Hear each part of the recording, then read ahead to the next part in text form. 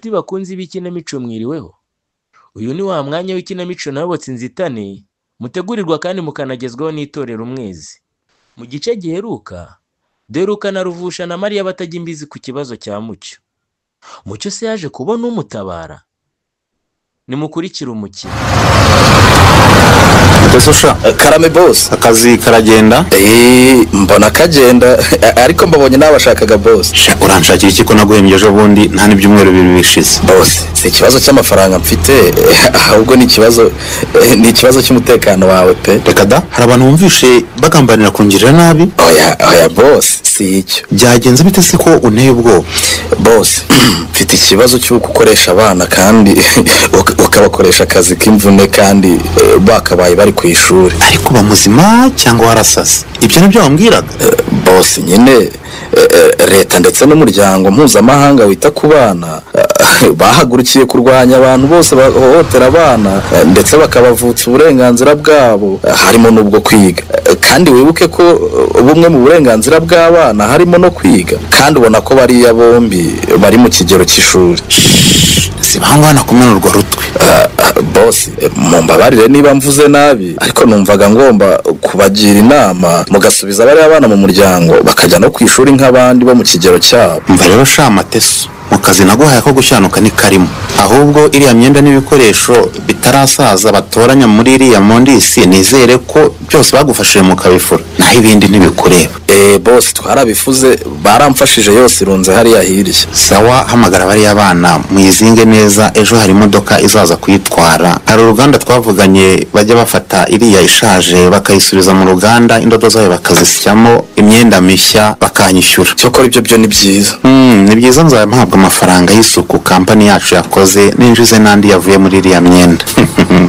Ahubwo biriya bikoresho bya plastike nabyo mujye mubirunda neza, hari uruganda turi kunegosiya vuba aha nzajya mbigurisha nabo ku mafaranga ashyushye. Navugaga ko byibura kuba warabonye abantu bazajya batwara ibikoresho bishaje bakajya kongera kubikoresha mu nganda bizagabanya kwandura kw'ikirere no kwangirika kw'ibidukikije byaterwaga n'imyanda na plastike zishaje. Yes, alo, kuri office ndahagera nka saa 9. Sawa, mvasha mushyire ibyo bintu byose ku murongo ubwo naheje. Sawa boss,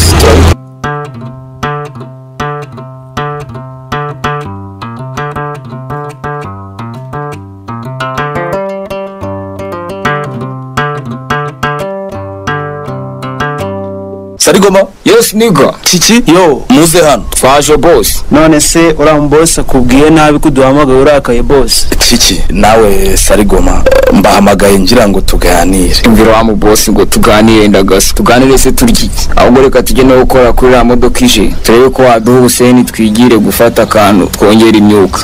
Hoya mube muretse, ndashaka ko tuganira. Uretse twumve mwana. Ura mu boss atubwira. Ariko gabanya ifite na mwana Sarigo. Wirukanswe n'iki ko akazi ka hano ari umuzi? Aha, ntari bijama.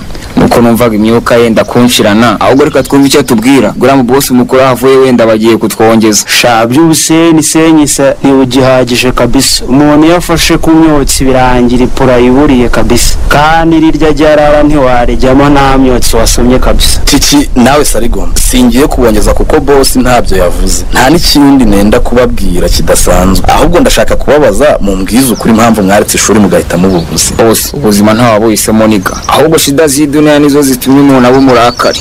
Abase shaka rabo mu gikoma cyavoka baskora FG bizana ikaducangamo akantu ka fomani.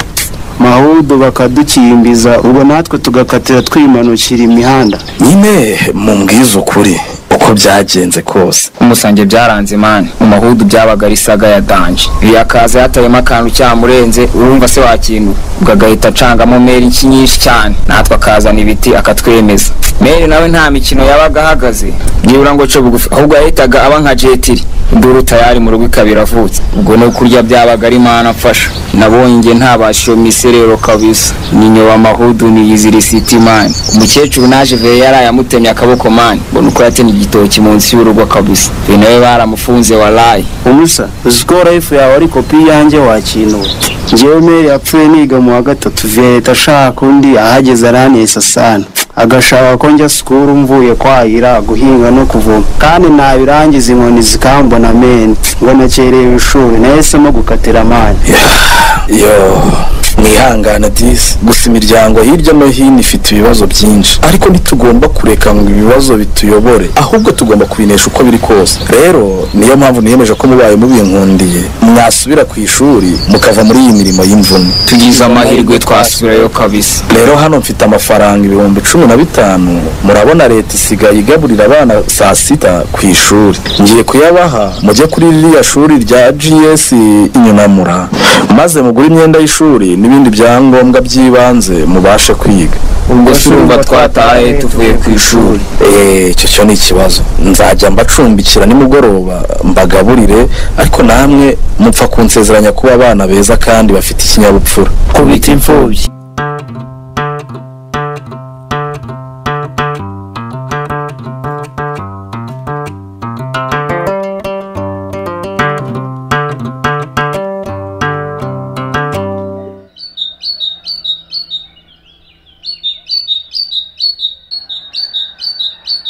Mariya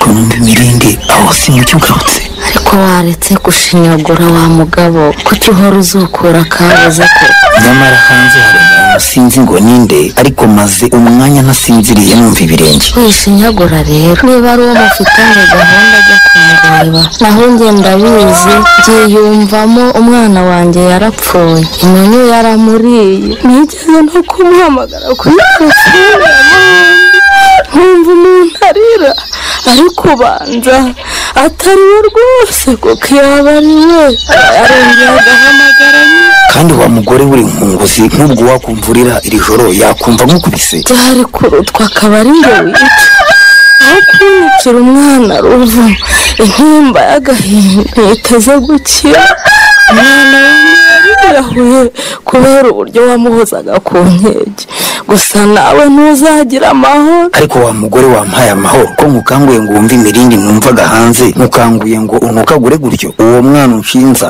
kuba naratumye yiyahura njye si uwanjye noneho se uramwemeye kari uwawe ra ko ubundi abakobwa bahoze ari abanyina ngo maye abahungu akaba ari bo bawe. umva cya kintu kigeze ku rugi. ariko uzi ko nanjye hari imirindi numvishe. uwo nindera uwo ninde yewe udakoma nyamuneka munabare natewe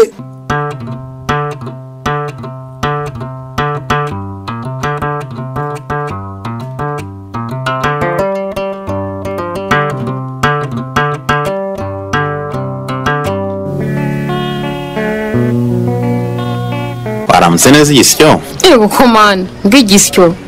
yego rwose igisyo ni umukobwa mwiza w'icyakaka kandi rwose mbona nawe ari kuri. murakoze. ariko rwose uri mwiza pe. yo urabona iki kiganza cyawe Imana yaguhaye ikagerekaho intoki nziza wagira ngo ni imitozo. urareba aya mabere meza gutya wagira ngo namwe yabikira Mariya. ndebera aya mabuno wagira ngo ni ibisabo neza. ego ko rwose ntihongere kunkoraho njye simbikunda rwose. ariko ntukigira akanyacyaro gutyo di ko nkukoze wose ndakuriye. njye sinkunda umuntu nkandakanda boshye avuka zabuza abaguzi ndeka. ubuturage bwawe nibwo bibi rwose nuko ubushize naguhobeye urasakuza kugera ubwo umuzamu yinjiye ngo agutabare. buriya nta soni wari ufite. ahubwo wowe ntazi uba ufite iyo ushaka guhohotera umukozi uri mu kazi kawe. halo uraho neza. ariko nakoze amabara pe. amabara reka nsohoke tuvugane na ndi muri ofisi. igendere ndananiwe narakuguya.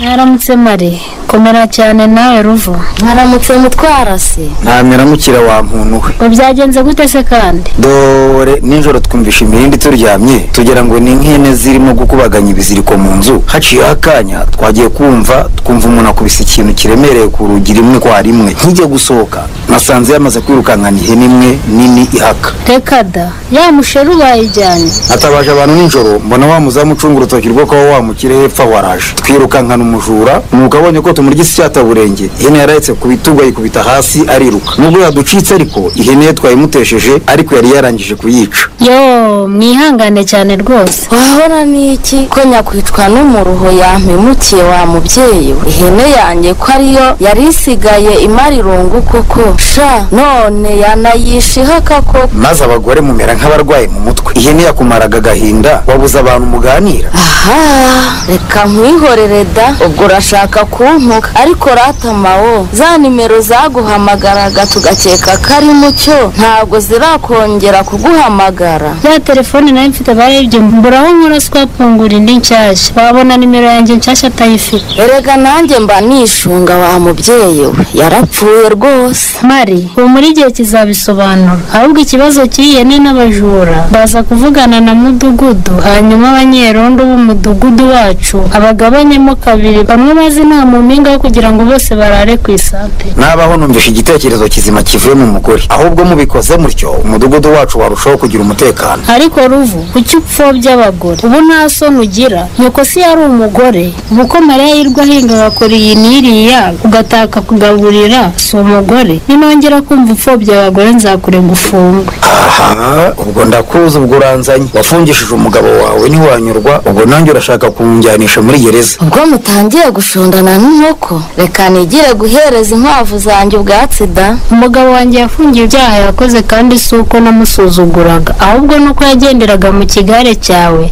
akumva ko umugore ntacyo amaze mu muryango, akagerekaho gusinda no kudukubita. Kandi umenye ko ari hafi kugaruka agasubira mu muryango kuko ibyaha byo kunema yarabihaniwe. Akaba ari nkanjye sha naza nkahita nkwica bakamfunga. Njye nta nshinzi y'umugore yansuzugura rwose. Ayiwe Ruvusha we, maho muze mundebere, muze namwe mwihera ijisho rwose. Habaye ikize kandi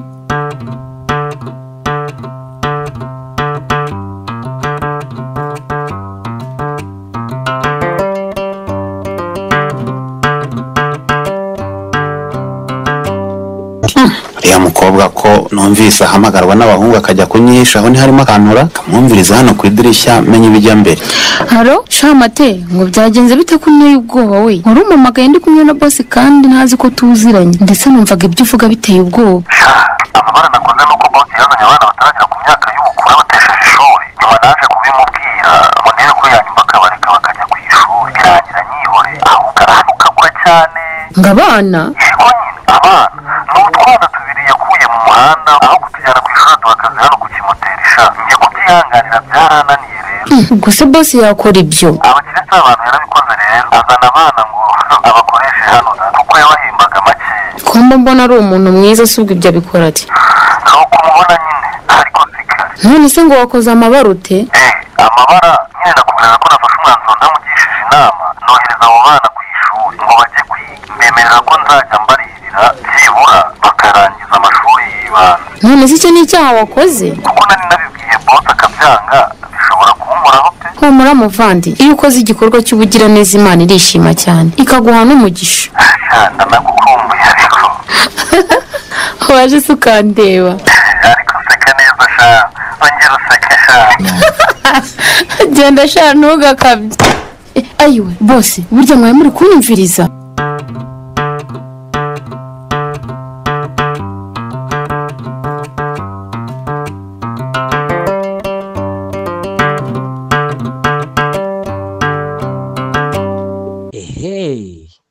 Gakire yuko avumbuye ko Matesa aziranye na Ngabire se arabyifata mate. Ntimuzacikwe n'igice cy'ubutaha.